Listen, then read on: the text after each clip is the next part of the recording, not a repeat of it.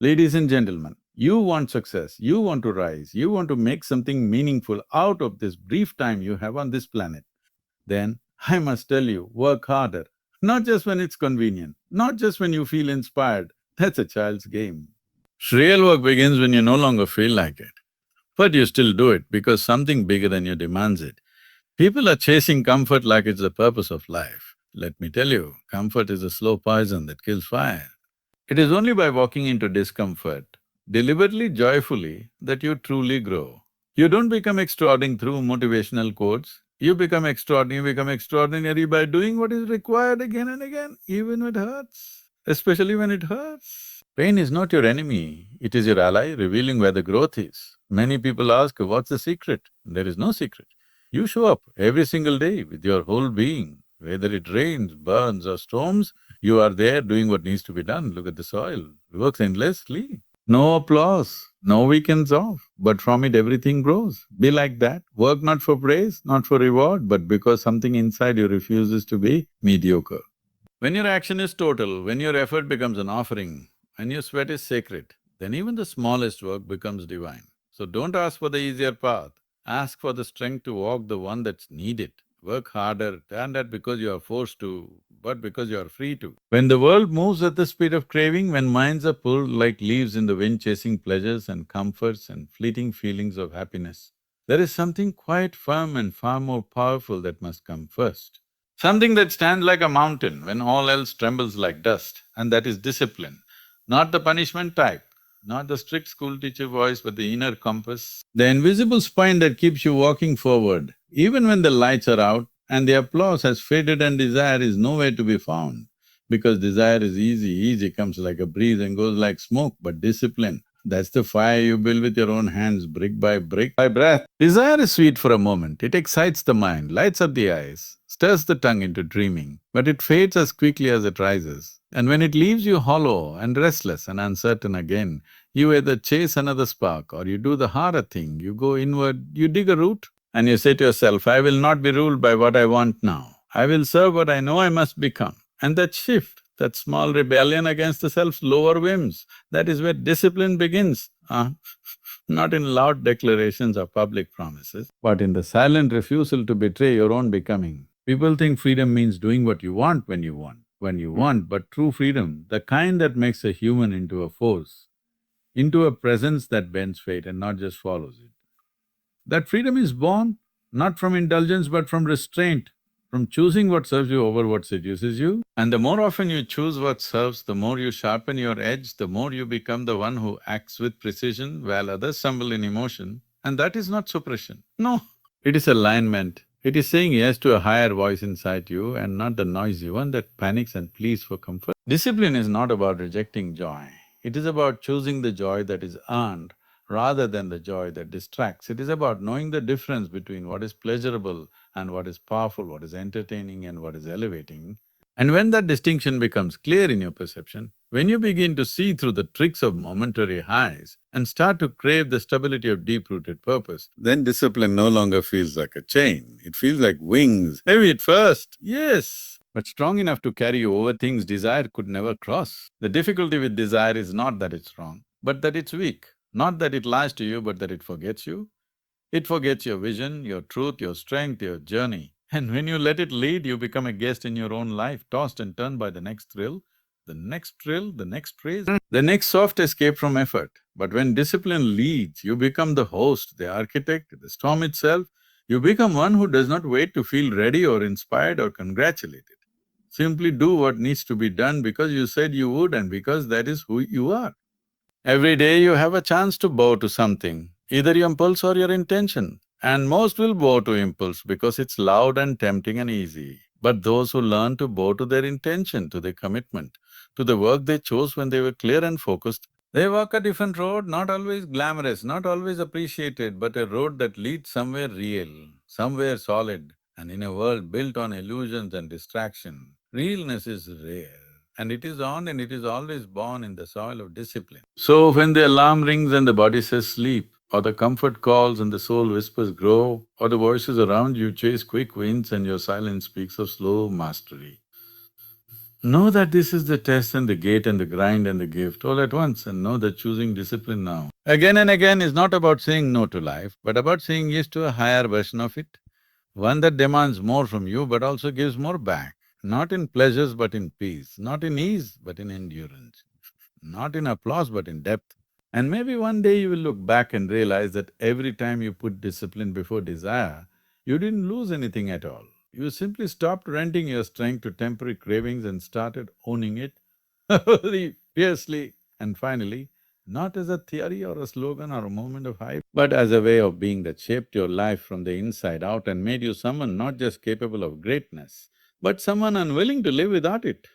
Comfort is a beautiful lie dressed in warm clothes and soft chairs and routines that ask nothing of you, whispering in your ear that you've done enough, that you should stay right here where it's safe and familiar and easy, where nothing threatens your peace and nothing disturbs your sleep. But beneath that sweetness there is rust, there is stillness that becomes decay. Phew, life is not meant to sit in place like a forgotten statue, it is meant to move, to stretch, to break and rebuild. And when you choose comfort too long, too often, you start to forget that there is more to you than surviving quietly. You don't notice the bars at first, because comfort doesn't come with alarms or fences. It wraps around you slowly, like a lullaby, like a slow drip of pleasure, a routine that numbs the hunger in your bones, and before you realize it, the hunger is gone. Not because it was fed, but because it was silenced. And when hunger dies, so does growth, so does fire. And in its place, you are left with soft days that blur together, goals that shrink to fit your mood, and dreams that become too heavy to carry because your hands have grown too soft to hold them. Comfort tells you there is always tomorrow, always time, always later. But life does not wait for later. Life passes through you while you are busy staying the same. And one day you wake up and realize you traded your edge for a cushion, your will for a pillow, your potential for a padded cell you built with your own choices. And though it looks like peace on the outside, deep within, there is a voice you've tried to mute, and the one that used to scream for more. The one that now only whispers in the spaces between your scrolling and your sleeping and your slow, quiet forgetting. There is no evolution without discomfort, no transformation without tension, no depth without pressure. And yet we are trained to run from every sharp edge, to avoid anything that demands energy, to choose addition over struggle. And so we become people who smile on the outside while silently grieving all that we could have been. Not because we weren't capable, but because we chose the known over the necessary. We chose the easy meal over the hard hunt, and slowly, without resistance, we let the cage close around us. You must understand that comfort does not ask for permission. It grows when you stop paying attention, when you stop questioning, when you stop moving, and by the time you feel the weight of it, it has already taken root in your habits, in your excuses, in the way you speak about your own life as if you're a spectator and not the one holding the reins. And the tragedy is not that comfort exists, but that we worship it, that we have turned it into a goal when it was only meant to be a rest stop, a place to pause, not a place to live. Not a place to live. Every time you avoid challenge, you reinforce the bars. Every time you say, this is enough when you know it isn't, you close the gate. Every time you choose what's easy instead of what's right, you make the cage tighter, not because someone else is doing it to you, but because you're doing it to yourself in the name of peace, in the name of balance, in the name of self-care. It's really just self-avoidance wrapped in kind words. And the longer you stay there, the more your soul forgets what it feels like to run, to leap, to burn. But if you can see it, if you can recognize the walls and call them by name, you can feel the weight of your own comfort and choose to lean into it instead of retreat from it, then something begins to shift, something begins to wake, and maybe that is where freedom starts. Not in breaking out all at once, but in admitting that the cage was never locked, only convenient, only padded, only polite enough to fool you into staying small when you were built to expand, to ache, to strive, to bleed if necessary for something that matters more than ease. So when you feel yourself drifting toward the soft life, when your days feel too quiet, too easy, too much like they're running on autopilot, remember that comfort is not peace, it is not success, it is not joy, it is the slow death of your deeper self. The one that was meant to walk through fire, to carry weight, to rise through resistance, and it is only when you choose discomfort on purpose that you begin to taste real aliveness again. The kind that reminds you this life was never about safety, it was about becoming something too strong to ever live behind bars. Motivation is a visitor. It comes when the sky is clear and the mood is sweet and everything feels aligned just right. But it leaves without warning when the weather changes, when the body is tired, when the world forgets to applaud. And if you wait for motivation to move you, you'll spend your life standing still because motivation is not loyal. It is not dependable. It is a spark, not a source, not a flame that can sustain you through dark seasons. And so, if you truly want to rise, to become, you must stop chasing motivation and start building consistency like it is the bones of your being. Consistency does not care if you feel ready, if you're in the mood, if the stars have aligned, or if your mind is singing songs of procrastination, doubt. Because consistency is not about feelings, it's about decision, it's about identity. It's about showing up for what you said you would do long after the excitement has faded and the noise has died down. And it is in that quiet, repetitive, unglamorous space that mastery begins to form, where respect for self takes root, where excellence stops being a wish and starts becoming a pattern. Motivation may lift you up once in a while, it may start the engine, give you a glimpse, a taste of momentum, but consistency is what keeps the wheels turning when you don't even remember why you began, when the road stretches long and unending, when no one is watching, when no one claps. And this is where most turn back, not because they couldn't do it, but because they were waiting to feel like it again, not knowing that real progress comes not from feeling like it, but from doing it regardless of how you feel. The body doesn't grow from one workout done in high spirits. It grows from the days when it hurts and you go anyway, from the mornings when sleep whispers a stay and you rise anyway, from the moments when your mind doubts and you move anyway, and that anyway is your power. That anyway is where you stop being a wanderer and become a warrior of your own path. Because consistency trains your nervous system to trust you, to follow you, and when your own self believes you will do what you say, that is when momentum turns into transformation. You see, motivation makes promises it cannot keep, but consistency keeps quiet and builds, brick by brick, day by day, task by task, until what once seemed impossible becomes inevitable, not because the task got easier, but because you got stronger. Because you kept showing up in the small ways that the world never sees. And the beauty of consistency is that it compounds quietly, without fanfare, without explosion, just the steady pressure of truth repeated over time until the mountain moves. It is a dangerous thing to need to feel inspired to act, because life will not always inspire you, the path will not always excite you, the days will not always welcome you. But if you can learn to move even when the music stops, to act even when the emotion is absent, then you begin to step into a different rhythm, one not ruled by mood but by mission, one not swayed by weather but grounded in choice. And from that space you start to realize that greatness is not about bursts of brilliance but about long stretches of quiet effort. You must become the kind of person who acts from intention, not from impulse, who chooses discipline over drama, who builds systems that carry you when your spirit is low. Because waiting to feel ready is the same as waiting to live, and every day you wait, something inside you goes silent. But every day you act despite the resistance, something inside you roars louder, stronger, prouder. Prouder, not because you were motivated, but because you remembered who you are without needing to feel it first. So let others ride the wave of fleeting motivation while you build your anchor. Let others start with fire and end with ash while you burn slow and steady. Let others chase the spark while you become the flame itself, and in the end it will not be the most passionate who rise, but the most consistent, not the loudest starters, but the quiet finishers. And that is the truth of any craft, any calling, any life well lived. It's not who wants it most, it's who keeps going longest. Pain is not your enemy, though it may arrive like one, sharp and sudden or slow and aching, wrapping around your ribs, tightening its grip, you forget how to breathe with ease. But even as it tears through your comfort and unravels your illusions, there is something beneath the sting, a whisper, a signal, a quiet invitation to look deeper, to listen closer, because pain does not visit without reason. It does not strike without meaning. It comes to reveal, to teach, to strip away the false layer so what is real can finally be seen. We are taught to avoid it, to numb it, to drown it in distractions and run from its presence like it is a flaw in the system. But pain is not a mistake. It is the signal that growth is happening, that the skin is stretching, that the mind is waking, that the soul is being carved into something stronger. And while the world tells you to escape it, those who rise, truly rise, are those who stay with it, breathe through it, walk into it and ask, what are you here to show me? What must I share to become more than I was yesterday? There is a certain kind of wisdom that only pain can deliver, a sharpening of perception, a refinement of will, a deepening of presence. Because when everything is easy, we glide on the surface, but when it hurts, we drop into the depths, We meet parts of ourselves we never knew existed. The ones that don't speak in words, but in resolve, in silence, in steady steps taken in the dark. And it is there, in that invisible place, where the real transformation happens, not in comfort, but in confrontation with everything we've tried to avoid.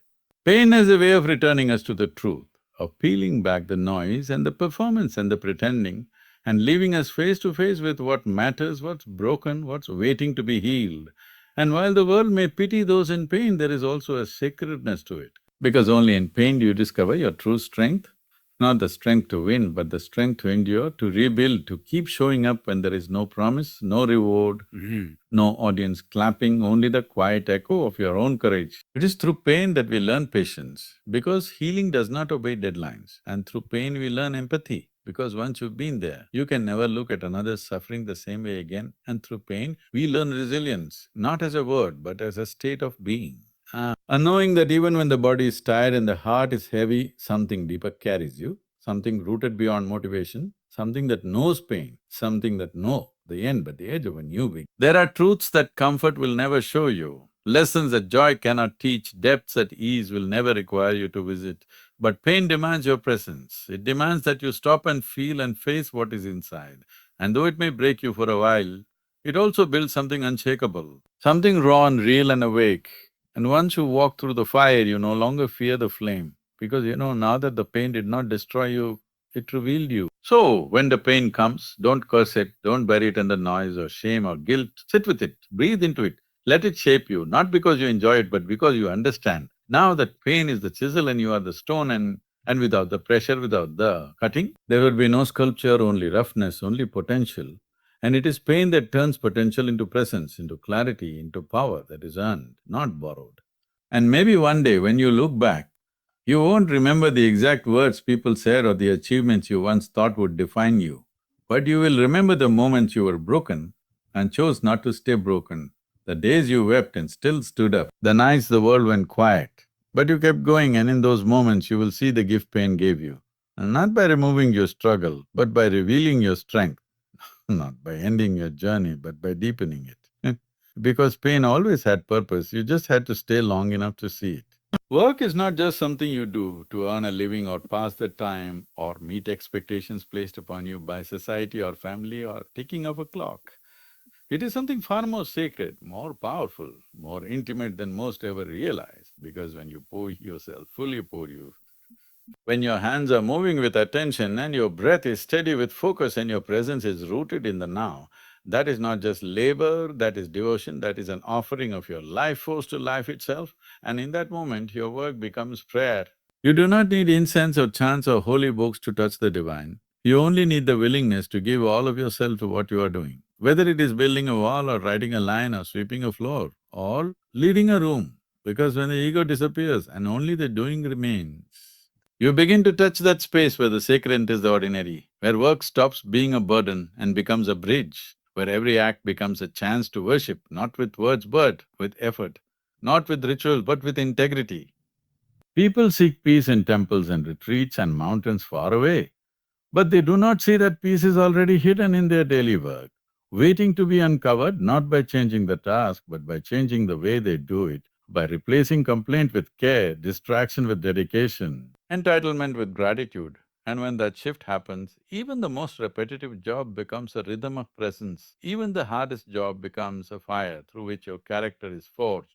Your focus is sharpened and your spirit is humbled into wholeness. It is not about what work you do, but how you do it. Whether you are present, whether you bring honesty, whether you shape it with attention instead of rushing through it like it is a punishment to escape. Because when you treat work as something to endure instead of something to honor, you miss the entire point of being alive, which is not to float endlessly in comfort, but to engage with the world fully, fiercely, consciously. And what better way to do that than through the one thing you spend most of your life doing, your work. When you give your best even when no one is watching, when you finish what you start with dignity, when you clean up what you didn't mess up because it's the right thing to do, when you hold yourself to a standard that doesn't waver with moods or applause, that is worship. That is discipline soaked in reverence. That is where work stops being just something to do and starts being a reflection of who you are. And slowly, steadily, The work begins to work on you, shaping not just the result but the person behind the result. You begin to see that real success is not measured in numbers or titles or praise, but in the quiet pride of knowing you showed up fully, again and again when it was tempting not to. And real worship is not only in temples or verses, but in the way you answer emails, the way you build relationships, the way you bring presence into the boring, the difficult, the thankless, because that is the training ground of spirit, not separate from life but woven into the very fabric of… Work is not something you must escape to find meaning. It is where meaning is forged through repetition, through humility, through mastery of self. And once you realize this, even failure becomes holy, because you see that every mistake is a teaching, every correction a blessing, every moment of persistence a small act of worship, and slowly you stop separating your spiritual life from your professional one, your inner world from your outer tasks. Because it's all one when done with heart, with presence, with love. So let your work become your temple, let your task become your mantra, let your routine become your ritual. And know that every time you choose to care, every time you choose to focus, every time you bring excellence, not for reward but for the simple honor of doing something well, you are worshipping not a god outside you but the god within you, the one who does not ask for offerings but for awareness, not for sacrifices but for sincerity. And in that space, in that devotion, work becomes sacred and you, without needing to say a single word, become the prayer. Everyone wants to stand at the peak, to breathe the air of accomplishment, to feel the vastness beneath their feet and the sky brushing their face. But very few want the climb, very few want the blisters, the silence, the aching leg, the long stretch of path that winds endlessly upward with no applause and no promise. Because the peak seduces the eye, but the path humbles the soul. And in truth, there are no shortcuts that can carry the weight of the summit if you haven't built yourself through the slow, grueling, deliberate act of rising step by step by step by step. You cannot bypass the burning in your lungs, the doubt in your mind, the loneliness that wraps itself around you when no one sees the effort you are giving, and no one celebrates the quiet days you choose to stay in the grind instead of drifting into ease. Because the peak does not belong to the lucky or the loud or the clever. It belongs to those who kept moving when the trail disappeared, when their muscles screamed, when their excuses sounded sweeter than their goals. And they said no not to the world but to the weakness inside themselves. Shortcuts promise you faster results, smoother paths, less pain. But what they don't tell you is that what you skip, you lose, and what you avoid, you never strengthen, and what you reach too quickly, you cannot hold for long because the mountain teaches through resistance, through repetition, through slow unfolding. And the ones who try to leap over the process miss the becoming. And it is the becoming that makes the summit mean something, that gives your achievement weight, depth. So you must carry your own pack, feel every ounce of it, every choice you made, every day you trained, every time you chose discipline over distraction, because that is what builds the spine needed to stand tall when you arrive. Not with arrogance, but with quiet knowing, not with pride that shouts, but with stillness that understands what it cost to arrive here, what it took to not just dream of the view, but to earn it through sweat, through failure, through choosing not to quit when quitting made more sense than continue. And yes, there will be moments you want to turn around, to take an easier path, to compare your slow climb to someone else's helicopter ride. But you must remember that what is built fast often falls faster, that the shortcut may get you to the top, but it won't prepare you to stay there. Because altitude reveals character, it does not create it. And if you haven't built the inner ground to match the outer height, you will collapse under the weight of your own success. A tourist at a summit meant for a pilgrim. You see, the peak is not the goal, it is the reflection of who you became while climbing. It is the echo of every moment you chose growth over comfort, focus over fantasy, substance over appearance. And when you arrive with that kind of fire in your soul, you don't just take in the view, you become part of it because you have earned the right to stand where few stand, not through luck or shortcuts, but through the slow, sacred process of climbing with integrity.